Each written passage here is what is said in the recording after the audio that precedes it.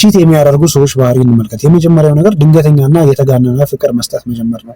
ከዚህ በፊት አብራችሁ ናችሁ ማለት ብዙ ጊዜ ያሳልፋችኋል። ነገር ግን የተጋነነ ፍቅር አይተህባት አታውቅም፣ ወይም ብዙም ስትንከባከበ ላታስተውል ትችላለህ። ከዛ በኋላ ግን ነገሮች በድንገት መቀየር ይጀምራሉ። በጣም አብዝታ ትንከባከባለች፣ አብዝታ ትወድሃለች፣ በቃ ከአንተ ወዲያ ማለት ትጀምራለች። እንዲህ አይነት ባህሪዎች የሚመጡት ብዙ ጊዜ ሰዎች ቺት ካደረጉ በኋላ ነው። ምክንያቱም የጥፋተኝነት ስሜት ይሰማቸዋል። አንድ ጤነኛ የምንለው ሰው በፍቅረኛው ላይ ቺት ካደረገ በኋላ ወይም ደግሞ ሌላ ሰው ጋር ከሄደ በኋላ ደርሶ ሲመለስ የጥፋተኝነት ስሜት ይሰማዋል። ምክንያቱም ኖርማላይዝ ስለማይደረግ ይሄን ነገር እና ያን ስሜታቸውን ማለትም ያን የጥፋተኝነት ስሜታቸውን ለመሸፈን ብቻ አንተን በፍቅር ጎርፍ ብቻ ያጥለቀልቀዋል። ያ ማለት የተሻለ ስለወደዱ ወይም ደግሞ የተሻለ ስላፈቀሩ ሳይሆን በውስጣቸው ያለውን የጥፋተኝነት ስሜት ለማጠብ ብቻ ነው፣ ለኃጢአታቸው ይቅርታ።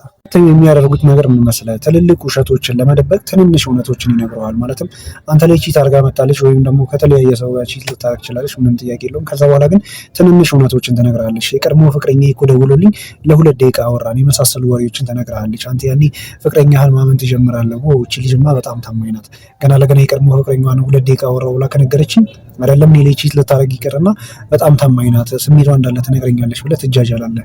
ወደ እውነታውን ስንሄድ ግን እንዳልኩ ትልልቅ ውሸቶችን ለመደበቅ ብቻ ትንንሽ እውነቶችን ማኑ ታስነካለች ማለት ነው። ያኔ አንተ ትቆጣለህ፣ ነገር ግን ከልብህ አትቆጣትም ወይም ደግሞ ያን ያህል አትናገራትም። ምክንያቱም እንዳልኩ ደስ ይልሃል። እቺ ልጅ 2 ደቂቃ ብቻ የቀድሞ ፍቅረኛውን አውርታ ከነገረችኝ በጣም የዋህ ናት ትላለህ። ነገር ግን አንተን ነው በግ ያደረገች። ሶስተኛው ነገር ስሜታዊነትን እንደ ጋሻ መጠቀም ነው። ብዙ ሰዎች የሚያደርጉት ዋነኛው ነገር ስሜታዊነታቸውን እንደ ጋሻ ወይም ደግሞ እንደ መከላከያ ስለሚጠቀሙ ነው። ማለት ለምሳሌ አንተ ስልኳን ስትነካካ የሆነ ደስ የማይል ነገር ታይና ትጠይቃታለህ። ያኔ ግን ኦቨር በጣም ስሜታዊ ስትሆን ታያታለህ። በጣም ትናደዳለች፣ በጣም ትቆጣለች ምናምን።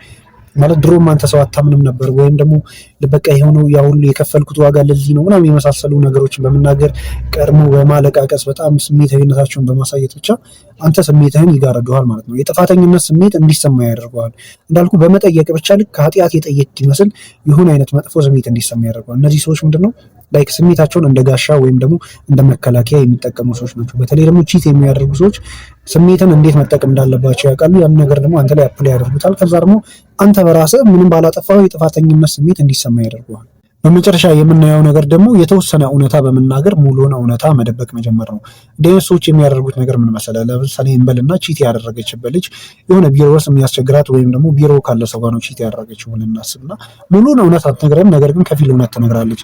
የልጅ እኮ ደጋግሞ ይደውልልኛል፣ ደጋግሞ ቴክስት ያደርግልኛል፣ ነገር ግን በቃ እንዳልተው እብድ ነው፣ የሚያደርገውን አያውቅም ምናምን የመሳሰሉ ነገሮችን ትነግራለች። እንዳልኩ ሀፍ እውነት ነግራለች፣ ሀፉን ግን ደብቀዋለች። ማለትም በእሷ ሳይድ ያለውን ነገር ደብቀዋለች። እና ታዲያ ለምንድነው ከሱ የማተራራቂው ምናምን አይነት ነገር ስትላት እሱ እብድ እኮ ነው የሚያደርገውን ነገር አያውቅም ምናምን ብላ ነገሩን ከሷ እንዴት ነው ታረቀዋለች። ከዛ አንተ ምንድነው የምታስበው ነገር ከኔ ሚስት አይደለም ችግሩ ያ ሰውዬ ነው ችግር ማለት አይደለም፣ ወይም ደግሞ ያን ያህል ችግር ላይሆን ይችላል ብለህ ታስባለህ። ነገር ግን እሷ እየነገረች ያለችው ሀፍ እውነት ነው ማለት ግማሹን እውነት ነገረች። ከዛ በኋላ ያለውን እውነት አንተም አታውቀው፣ እሷም ለነገሩ አታውቀውም። ቺት ስታደርግ ነው መጨረሻ ላይ የምታውቀው። ሰው ብዙ ጊዜ ቺት የሚያደርጉ ሰዎች እነዚህን እውነታዎችን በመደበቅ ወይም ደግሞ ከፊል እውነት በመናገር አንተን ማለት እንዴት ነው መሰለህ ሊያጨናንቁ ወይም ደግሞ አጓጉል ነገሮች ውስጥ ሊከቱ ይችላሉ። ስለዚህ ቺት የሚያደርጉ ሰዎች ባህሪ ዋነኞቹ እነዚህ ናቸው።